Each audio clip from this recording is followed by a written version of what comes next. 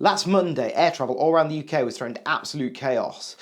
There was people stuck in airports, there was flights cancelled, and even 2 days later, there's people still stuck wondering how they're going to get home.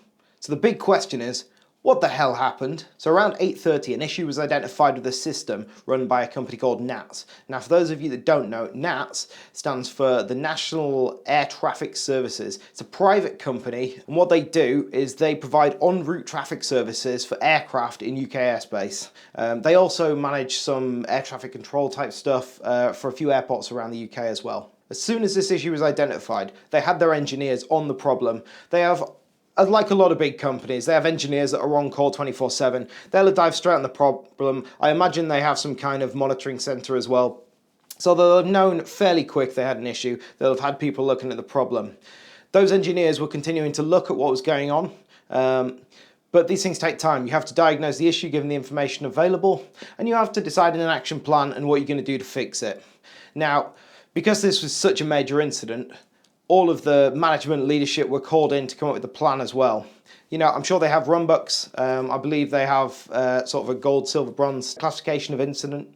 Now, a system that had an issue, turns out planning had been done, and actually, whilst that system's offline, NATS can continue to operate full service for around 4 hours. But when it became clear this wasn't going to be resolved within 4 hours, they had to implement flow restrictions. Now, this means greatly reducing the number of aircraft that can be handled by the controllers. This is because they moved to a manual system. Now, once that was done, that impacts the air traffic. That's what actually caused all the disruptions. The engineers working on the incident had it all solved by about 2:30 p.m, so about 6 hours. But the damage was already done in terms of the impact on the flights. Now, these flow restrictions need to be rolled off gradually over the course of a few hours in order to maintain safety and make sure that everything's up and working. Now, it's been suggested that what may have triggered this incident, I don't actually think it's an underlying cause, but what may have triggered it is an erroneous flight plan or some bad data from an airline. I don't think we know yet for definite, but it seems to be reported on a lot. There's a lot of speculation online.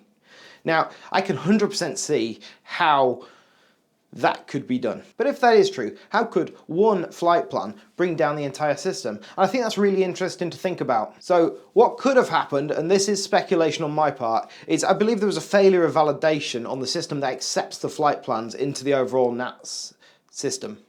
Into the overall system. So there'll be a service that accepts it into an overall system. Now that system, for whatever reason, would have probably accepted a flight plan that maybe it shouldn't have done. Maybe the validation wasn't quite right. Maybe that's what's going to be fixed off the back of this. We'll see. But once that erroneous data's in deeper into the system, not all of these components will do the same level of validation, but some of them will.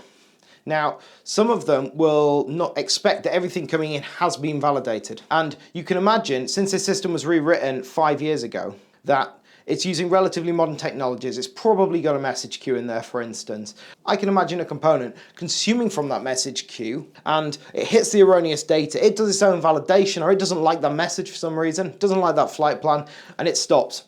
Now, in systems where you're consuming from a message queue and the order that you process them is important, which may or may not be the case in this, you can get something called head-of-line blocking. Now, head-of-line blocking means that you won't process any of the messages that come after this one until you've resolved whatever the issue is here.